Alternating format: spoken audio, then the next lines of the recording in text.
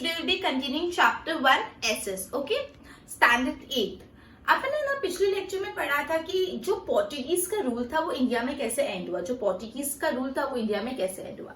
अब अपन पढ़े डच के बारे में। ओके, अब पोर्टुगीज इंडिया में आए उसके 100 इयर्स के बाद, पोर्टुगीज इंडिया में आए उसके 100 इयर्स के बाद, that is around the end of 16th century. 16th century खत्म होने के time Dutch from Holland came to India for trading. मतलब पोर्टुगीज इंडिया में आए उसके 100 साल बाद, around at the end of the 16th century, 16th century खत्म होने के बाद इंडिया में आए डच फ्रॉम द हॉलैंड। क्यों आए इंडिया में? वो इंडिया के साथ बिजनेस करने के लिए, इंडिया के साथ ट्रेडिंग करने के लिए, राइट।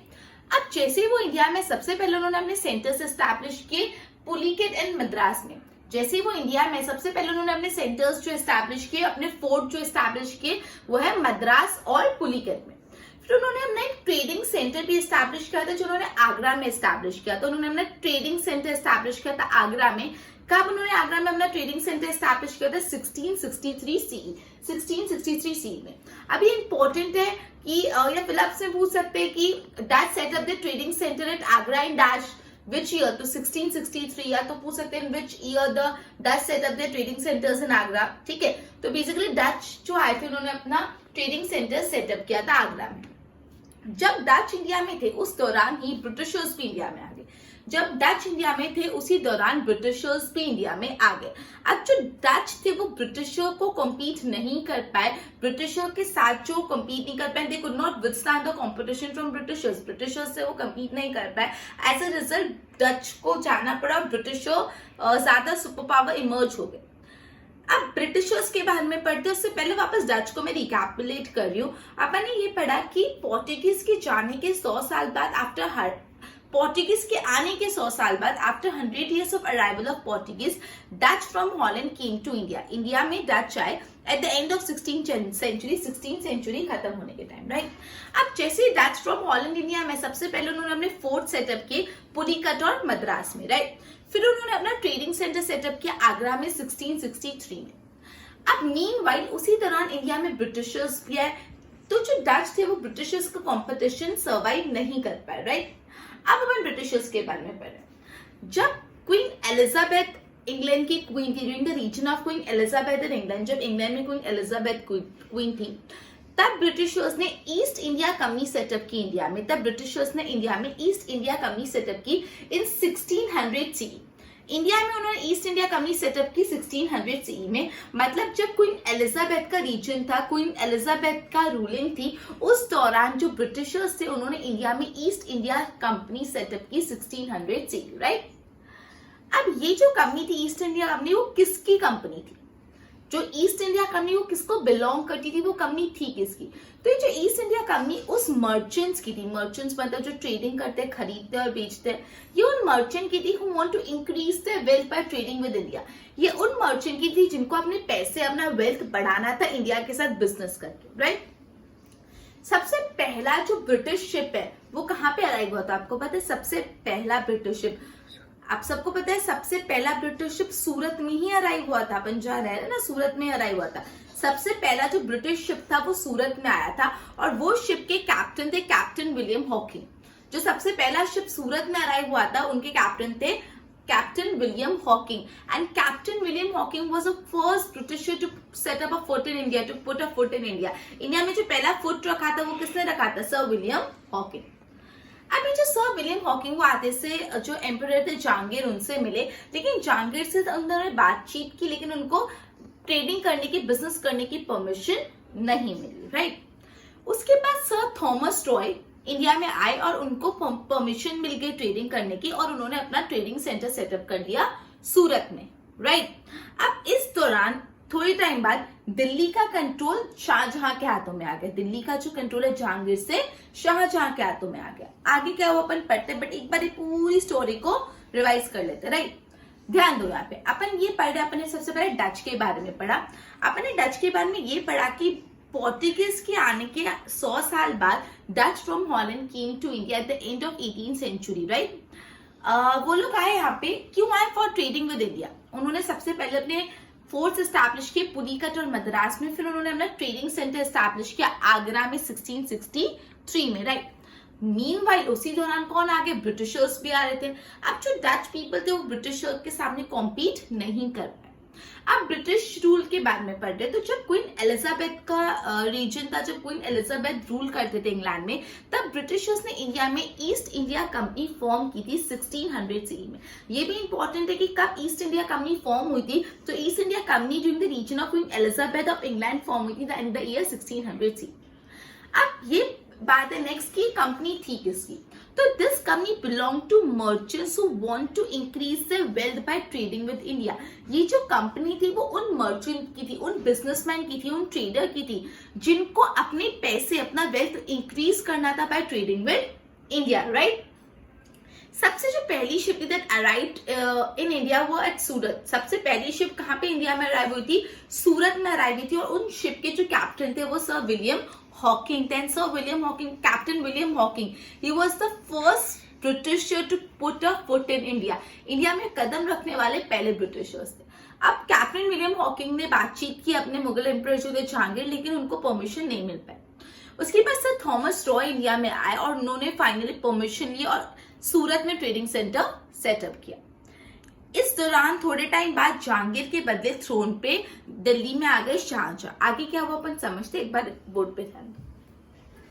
अपन डच के बारे में पढ़ रहे हैं। After 100 years of arrival of Portuguese at the end of 16th century, कौन आए थे, Dutch of Holland came to India for trading। उन्होंने अपनी फोर्ट पुलिकट और मद्रास में सेटअप की और उन्होंने अपना ट्रेडिंग सेंटर सेटअप किया आगरा में। ट्रेडिंग सेंटर सेटअप किया आगरा में in the year 1663, right. Meanwhile British also arrived in India. उसी दौरान ब्रिटिशर्स भी इंडिया में आ गए। Dutch could not withstand the competition against Britishers. Britishers के साथ तो कॉम्पीट नहीं कर पाए। अब British interest in India during the region of queen Elizabeth of England in the year 1600 CE, Britishers ने ईस्ट इंडिया कंपनी एस्टैब्लिश की। कब एस्टैब्लिश की, during the region of queen Elizabeth of England in the year 1600 C, Britishers ने establish की East India company, right. Next, this company, ये जो company थी East India company, belong to merchants who wanted to increase their wealth by establishing trade with India। ये जो east India company थी वो उन मर्चेंट्स की थी जिनको बेसिकली अपने पैसे, अपनी wealth increase. First British ship जो आए थे वो कहाँ आई थी, पोर्ट पे आए थे 1600, पोर्ट ऑफ सूरत। सबसे फर्स्ट जो ब्रिटिश शिप थी वो पोर्ट ऑफ सूरत पे आई थी। सबसे फर्स्ट जो ब्रिटिश शिप थी वो एट द पोर्ट ऑफ सूरत आई थी, राइट। 1600 सी में, और उनके जो कैप्टन थे captain William Hawking, captain William Hawking, right. He was the first British to set foot in India. उन्होंने इंडिया में फुट रखने वाले was the first British. He met Jahangir, वो जहांगीर से मिले but did not got permission to trade. लेकिन India के साथ ट्रेडिंग करने की उनको परमिशन नहीं मिली। उसके बाद sir Thomas Roy arrived in India. वो इंडिया में उनको परमिशन मिल गई टू ट्रेड और उन्होंने ट्रेडिंग सेंटर एस्टैब्लिश किया सूरत में।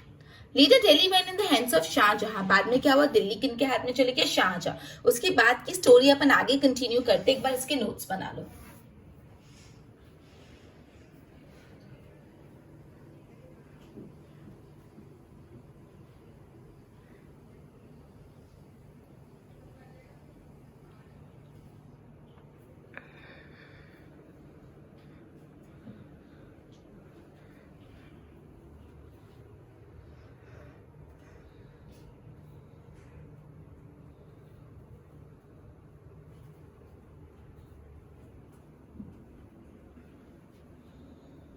ओके, तो अपन ने ये पढ़ा कि जहांगीर के बाद शाहजहां ने दिल्ली का कंट्रोल अक्वायर कर लिया। जब शाहजहां ने दिल्ली का कंट्रोल अक्वायर किया तो जो ब्रिटिशर्स थे उन लोग को परमिशन मिल गई। जो ब्रिटिशर्स थे उन लोग को बंगाल में ट्रेडिंग करने की परमिशन मिली। जहांगीर थे, जहांगीर के बाद शाहजहां जब थ्रोन पे आए तो शाहजहां ने ब्रिटिशर को बंगाल के साथ ट्रेडिंग करने की परमिशन दे दी, राइट। अब अपन फ्रेंच के बारे में पढ़ेंगे। जो French East India company establish हुई थी इंडिया में 1664 में, जैसे British East India company establish हुई थी वैसे ही फ्रेंच लोगों ने भी ईस्ट इंडिया कंपनी इंडिया में एस्टैब्लिश की थी 1664, ठीक है। अब उन्होंने अपने सबसे पहले सेंटर्स एस्टैब्लिश किए थे सूरत में, मछलीपट्टनम में और पुदुचेरी में, पौंडीचेरी में, राइट। तो French East India company India में एस्टैब्लिश होती 1664 में। 1664 ब्रिटिश ईस्ट इंडिया कंपनी कब एस्टैब्लिश हुई थी, 1600 में, राइट। और French East India company establish हुई थी 1664 में। और जब French East India company establish हुई तो उन्होंने अपने सेंटर सेटअप किए सूरत, मछलीपट्टनम, पौंडीचेरी, इन सब में उन्होंने अपने सेंटर सेटअप किए, राइट। उसके बाद है ये जो फ्रेंच ईस्ट इंडिया कंपनी, उनके हेड थे जोसेफ फ्रेंस्किन्स डुप्लेक्स। जोसेफ डुप्लेक्स जो थे वो उनके हेड थे। जो फ्रेंच ईस्ट इंडिया कंपनी है उनके हेड थे जोसेफ डुप्लेक्स। अभी जो जोसेफ डुप्लेक्स थे उनका एक बहुत बड़ा एम्बिशन था कि इंडिया में यूरोपियंस का बहुत ज्यादा कंट्रोल, उनका एम्बिशन था, वही चाहते थे जो इंडिया में उसमें यूरोपियंस का कंट्रोल बढ़ जाए, राइट।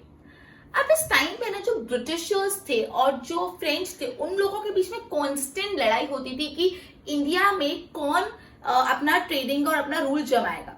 जो फ्रेंच थे और जो ब्रिटिशर्स थे वो in constant fight with each other कि इंडिया में कौन अपना रूल जमाएगा, राइट। और कौन इंडिया में एक स्ट्रॉन्गेस्ट यूरोपियन कंट्री की तरह इमर्ज होगा, कौन इंडिया में स्ट्रॉन्गेस्ट यूरोपियन कंट्री की तरह इमर्ज होगा। उन लोगों के बीच में बहुत सारी बैटल्स हुई, इनन्यूमरेबल बैटल्स, इनन्यूमरेबल मतलब अनगणित बैटल्स हुई, बहुत बैटल्स हुई ब्रिटिशर्स और यूरोपियंस, ब्रिटिशर्स और फ्रेंच के बीच में। एंड अल्टीमेटली सारी बैटल्स में या मोस्ट ऑफ द बैटल में ब्रिटिशर्स जीते। मोस्ट ऑफ द बैटल में ब्रिटिशर्स ही एज अ विनर इमर्ज हुए। इसलिए फ्रेंच के पास सिर्फ 3 जगह का ही कंट्रोल बचा। फ्रेंच के पास कंट्रोल बचा पौंडीचेरी, माहे और चंद्रनगर।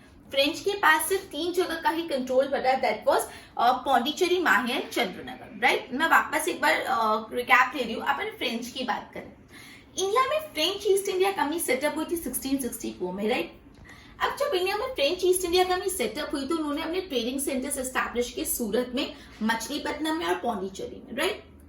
जो फ्रेंच ईस्ट इंडिया कंपनी थी उनके हेड थे जोसेफ डुप्लेक्स। जोसेफ डुप्लेक्स उनके head and he was very ambitious, he wanted कि यूरोपियन रूल इंडिया में एस्टैब्लिश हो।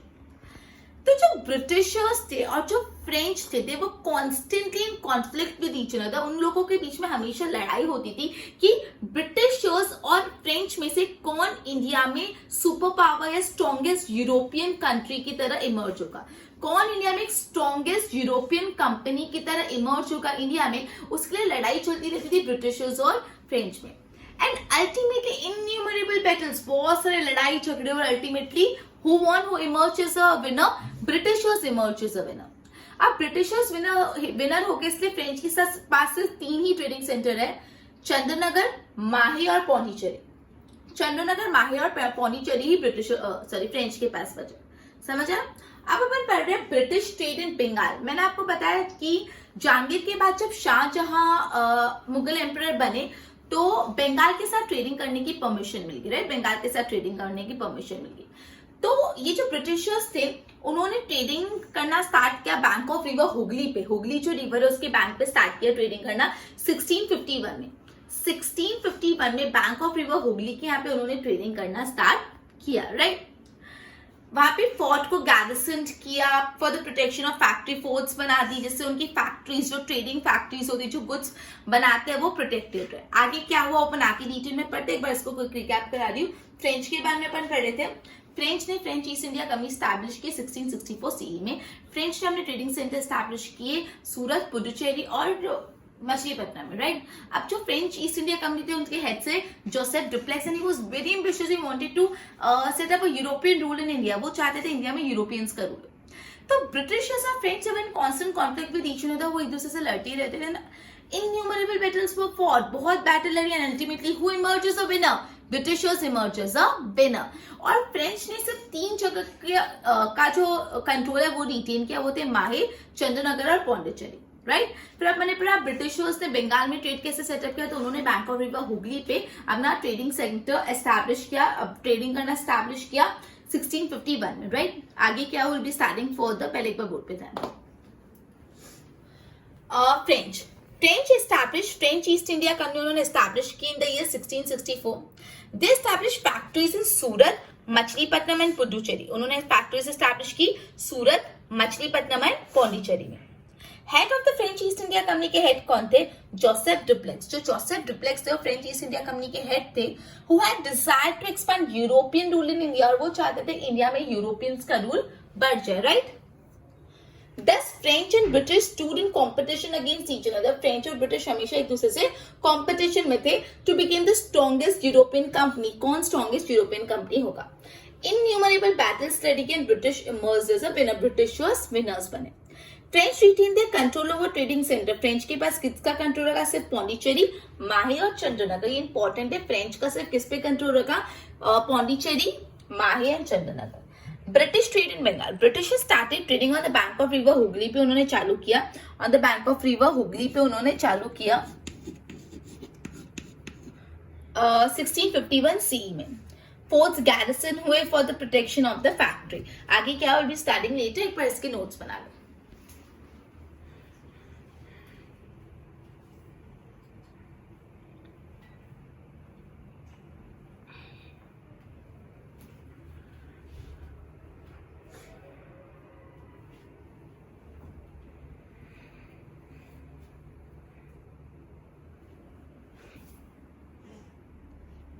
ओके, तो जो फोर्स से उनको गैरिसन करके रखा, और जो मुगल एम्पायर औरंगजेब है, मुगल एम्पायर औरंगजेब ने ब्रिटिशर्स को परमिशन दी कि वो ट्रेडिंग कर सकते हैं इवन विदाउट पेइंग टैक्स। मतलब आप इंडिया में ट्रेडिंग करो और आप टैक्स भी नहीं भरो, ऐसा पॉसिबल है। बट उनको ऐसी परमिशन मिल गई कि आप ट्रेडिंग पर भी करो, इंडिया में बिजनेस भी करो, और आप इंडियन गवर्नमेंट को, सॉरी गवर्नमेंट क्या, जो वहां के एम्पायर्स है उनको टैक्स भी मत पे करो, राइट। और उनको बोलते थे अगेंस्ट एनुअल पेमेंट, मतलब सालाना, पूरे साल में एक पेमेंट कर लेते एनुअल पेमेंट, और फिर टैक्स ही नहीं भरने का, ठीक है। मतलब पूरे साल में आप एक कुछ लमसम अमाउंट दे दो वहां के मुगल एम्पायर को, और फिर पूरे साल कोई टैक्स ही नहीं भरने का। तो ऐसी परमिशन ब्रिटिशर्स को मिल गई, इनको एक मस्त एडेड एडवांटेज मिल गया। चलो वो उनको मिला तो समझ भी आता है, लेकिन ये जो परमिशन मिली थी ना, वो सिर्फ कंपनी को मिली थी कि कंपनी टैक्स नहीं भरेगी। लेकिन इसका गलत फायदा कैसे उठाया, जो कंपनी के ऑफिसर्स थे, जो कंपनी के ओनर्स थे, जो कंपनी में काम करते थे, वो ब्रिटिशर्स जो खुद की प्राइवेट ट्रेडिंग करते थे, प्राइवेट बिजनेस करते थे, उसमें भी टैक्स नहीं भरते थे, ये बोल के कि हमको तो ऐसा ऑर्डर पास किया कि टैक्स नहीं भरना। बट एक्चुअली ऑर्डर ये पास हुआ था कि कंपनी जो है ईस्ट इंडिया कंपनी, वो जो ट्रेडिंग कर रही है, उनको अपनी इनकम पे टैक्स नहीं भरना against an annual payment. But ऐसा हुआ कि जो कंपनी में लोग काम करते थे, कंपनी के जो ऑफिसर्स थे, कंपनी में जो ब्रिटिशर्स थे, वो लोग भी टैक्स नहीं पे करते थे अपने प्राइवेट बिजनेस में, सेइंग कि हम लोग को तो परमिशन मिली है। इस वजह से क्या हुआ, जो बंगाल का रेवेन्यू था, बंगाल की जो इनकम थी, वो एकदम कम से कम होती गई। बंगाल को हाथ में कुछ पैसा ही नहीं मिल रहा था, बिकॉज ना कंपनी टैक्स पे कर रही थी, ना कंपनी के अंदर जो काम कर रहे थे वो टैक्स पे कर रहे थे। बंगाल की इनकम स्लोली स्लोली बहुत ज्यादा कम होती गई। तो आप कोई पूछ सकते कि बंगाल की जो इनकम थी फ्रॉम टैक्सेस, जो बंगाल को इनकम मिलती है फ्रॉम टैक्सेस, वो कम होती गई। इसलिए कम होती गई कि ईस्ट इंडिया कंपनी को तो परमिशन मिल गई थी to trade without paying taxes against an annual payment. But as per the order तो सिर्फ कंपनी के लिए पास हुआ, तो only for the company, but वहां के जो लोग थे उस चीज का एडवांटेज उठा गए, राइट। उसके बाद हाँ, तो इनकम जो थी वो कम हो गई। तो उस टाइम के जो नवाब ऑफ बंगाल थे मुर्शिद कुल खान, जो उस टाइम नवाब की बंगाल थे मुर्शिद कुल खान, उनसे ये चीज सहन नहीं हो रही थी, और उनकी कांस्टेंट ब्रिटिशर्स के साथ इस बात पे लड़ाई हो रही थी कि ऐसा नहीं चलेगा, ऐसे तो बंगाल की रेवेन्यू ही नहीं आएगी, बंगाल की कोई टैक्स इनकम आएगी नहीं। उसके बाद मुर्शिद कुल खान के बाद अलीवर्दी खान है, जो अलीवर्दी खान है, उनका भी इसी मैटर पे उनसे लड़ाई होती थी। अब उसके बाद आए अलीवर्दी खान के बाद सिराजुद्दौला। सिराजुद्दौला बिल्कुल इंटॉलरेंट थे कि हम ये चीज तो एकदम एक्सेप्ट करेंगे नहीं कि आप टैक्स ही नहीं भरो, राइट। और इसलिए उनकी ब्रिटिशर्स के साथ बहुत बहुत मेजर बैटल्स हुई, राइट। कैसी क्या हुई अपन बाद में पढ़ेंगे। वापस ध्यान दो, मैंने बोला जो औरंगजेब थे, उन्होंने ब्रिटिशर्स को परमिशन दी कि आप ईस्ट इंडिया कंपनी इंडिया में ट्रेडिंग कर सकती है without paying taxes against an annual payment, कि आप इंडिया में ट्रेडिंग भी करो और आपको टैक्स भी नहीं भरने का, खाली सालाना एनुअली एक साल का पेमेंट, लमसम पेमेंट कर लो। चलो, ऑलरेडी ये अनजस्ट था कि अगर ब्रिटिश कंपनी इंडिया में बिजनेस करे तो दे नीड टू पे टैक्सेस। अगर वो टैक्सेस भरेंगे नहीं तो स्टेट के हाथे में क्या इनकम आएगी, राइट। चलो, ये भी एक्सेप्ट हुआ। उसके बाद इस चीज का एडवांटेज ये उठाया गया कि जो परमिशन मिली थी ना टैक्स नहीं भरने की, वो कंपनी को मिली थी, ना कि कंपनी में काम करते हुए एम्प्लॉयज या कंपनी में काम करते हुए ऑफिसर्स। इस चीज का फायदा उठा के कंपनी में जो काम करते थे ऑफिसर्स, वो भी टैक्स नहीं भरते थे, सेइंग दैट कि हमको तो ये लिबर्टी मिली। इस वजह से जो बंगाल की रेवेन्यू होता था टैक्स से, जो टैक्स से पैसा मिलता था, वो दिन ब दिन कम से कम होता गया। इस चीज से जो वहां के नवाब ऑफ बंगाल थे मुर्शिद कुल खान, वो बिल्कुल हैप्पी नहीं थे। उसके बाद अलीवर्दी खान है, उनको भी इस चीज से प्रॉब्लम थी। और उसके बाद उनके साथ सिराजुद्दौला, उनको वो बिल्कुल इंटॉलरेंस थे इस चीज के लिए, उनके बहुत मेजर बैटल्स हुए थे ब्रिटिशर्स के साथ। समझ आए? एक बार बोल पे ध्यान दो। मुगल एम्पर औरंगजेब ने परमिशन दी कि आप east India company you can trade without paying taxes against an annual payment, साल का कुछ पेमेंट कर लो, टैक्स मत भरो। As per the order pass in Bengal only company can avail the benefit of tax free trading, सिर्फ company ही ये कर सकती है। But many officers who were in private trade also did not pay taxes. Income generated from tax collection in Bengal reduce, तो जो भी बंगाल में टैक्स कलेक्शन से इनकम थी वो कम होगी, which was oppose by nawab of Bengal, और इस चीज से नवाब ऑफ बंगाल ने इसको अपोज किया जो मुर्शिद कुल खान थे। Dispute recur even in the time of the Alivardi Khan के टाइम में यही लड़ाई चल रही थी कि बंगाल की टैक्स इनकम कम हो रही है, ये जो ब्रिटिशर्स को परमिशन दिए वो गलत है। आफ्टर अलीवर्दी खान, सिराजुद्दौला ने चार्ज लिया and he got involve in major battles with Britishers, और उन्होंने ब्रिटिशर्स के साथ बहुत लड़ाई की इस टॉपिक पे। क्लियर? अब एक बार जितना भी अपन ने पढ़ा उसको सम अप कर लेते हैं। अपन ने आज सबसे पहले स्टार्ट किया था डच से। पोर्टुगीज के अराइवल के 100 ईयर्स बाद इंडिया में डच आए थे, right, at the end of the 16th century. At the end of the 16th century Dutch आए थे, उन्होंने अपने ट्रेडिंग सेंटर सेटअप किए, राइट। पुलिकट और मद्रास में उन्होंने अपना ट्रेडिंग सेंटर सेटअप किया। फिर उन्होंने अपना एक ट्रेडिंग सेंटर सेटअप किया था आगरा में भी 1663 में। जब डच उसी टाइम ब्रिटिशर्स में मीनवाइल इंडिया में, और जो डच थे वो ब्रिटिशर्स का कंपटीशन सर्वाइव नहीं कर पाए। फिर ब्रिटिशर्स के बारे में अपन ने पढ़ा क्वीन एलिजाबेथ के टाइम, राइट। क्वीन एलिजाबेथ के टाइम क्वीन एलिजाबेथ जब इंग्लैंड में थी तब ब्रिटिशर्स को परमिशन मिली British East India company setup करने की। ईस्ट इंडिया कंपनी सेटअप करने की इंडिया में 1600 सीई में। सबसे पहली शिप थी जो इंडिया में आई थी ब्रिटिशर्स की, वो सूरत में आई थी कैप्टन विलियम हॉकिंग की लीडरशिप में। कैप्टन विलियम हॉकिंग पहले इंसान थे who set a foot, was the first britisher who set a foot in India, India में पाँव रखने वाले, राइट, पहले ब्रिटिशर्स थे। अब उन्होंने परमिशन ली लेकिन उनको परमिशन नहीं मिली ट्रेडिंग करने की। लेटर आफ्टर अटेम्प्ट्स उनको परमिशन मिली, फिर उन्होंने सूरत में अपना ट्रेडिंग सेंटर सेटअप किया। उसके बाद शाहजहां नवाब बन गए। शाहजहां ने ब्रिटिशर्स को बंगाल में ट्रेडिंग करने की परमिशन दी। जब उन्होंने बंगाल में ट्रेडिंग करने की परमिशन दी, अब उस टाइम क्या था, फ्रेंच के बारे में बता रही, जैसे ब्रिटिश ईस्ट इंडिया कंपनी वैसे भी French East India company. French East India company के जो हेड थे वो फ्रेंचिस डुप्लेक्स थे, ठीक है। अब ये जो थे बहुत एम्बिशियस थे, वो चाहते थे इंडिया में यूरोपियन ट्रेड बहुत अच्छे से डेवलप हो। तो उस टाइम में बेसिकली ब्रिटिशर्स और डच के बीच में एकदम ब्रिटिशर्स और फ्रेंच के बीच में मेजर लड़ाई चलती थी कि ब्रिटिशर्स या फ्रेंच दोनों में से कौन सबसे पावरफुल या सबसे स्ट्रॉन्गेस्ट यूरोपियन कंपनी होगी इंडिया में, राइट। उन्होंने बहुत इन्यूमरेबल बैटल्स फाइट किए। Ultimately Britishers emerge as a winner, Britishers winner बने और फ्रेंच के पास 3 टेरिटरी रह गई, माही, चंद्रनगर और पौंडीचेरी, राइट। उसके बाद बंगाल में ट्रेडिंग उन्होंने on the bank of river Hooghly setup की। अब जो औरंगजेब थे उन्होंने ब्रिटिशर्स को परमिशन दे दिया कि आप इंडिया में टैक्स कर ईस्ट इंडिया कंपनी को परमिशन दी कि आप ट्रेडिंग कर सकते हैं विदाउट पेइंग टैक्स भी मत पे करो और ट्रेडिंग भी करो अगेंस्ट एन एनुअल पेमेंट, सालाना एक पेमेंट में। अब इसका ये था कि ये परमिशन सिर्फ कंपनी को थी, ना कि कंपनी के ऑफिसर्स को। तो कंपनी के जो ऑफिसर्स थे वो भी टैक्स नहीं भरते थे, वो बोलते थे कि हमको भी इसे परमिशन मिली है, जिस वजह से जो बंगाल की रेवेन्यू थी वो कम होती गई। जो वहां के नवाब थे बंगाल के, मुर्शिद कुल खान, उनको ये बात बिल्कुल अच्छी नहीं लगी, वो इस चीज को अपोज करते थे कि एकदम गलत है। उसके बाद अलीवर्दी खान है नवाब, उन्होंने भी अपोज किया। उसके बाद उनकी जो सन थे सिराजुद्दौला, वो भी बिल्कुल इनटॉलरेंट थे अबाउट दिस, और उनके मेजर बैटल ऑफ ब्रिटिशर्स के साथ, राइट। आई होप इतना क्लियर हुआ। एक बार इसके नोट्स बना लो। अपना लेक्चर अदर ही कंप्लीट होता है, बाकी का लेक्चर नेक्स्ट डे में कंटिन्यू करेंगे। Thank you, good bye.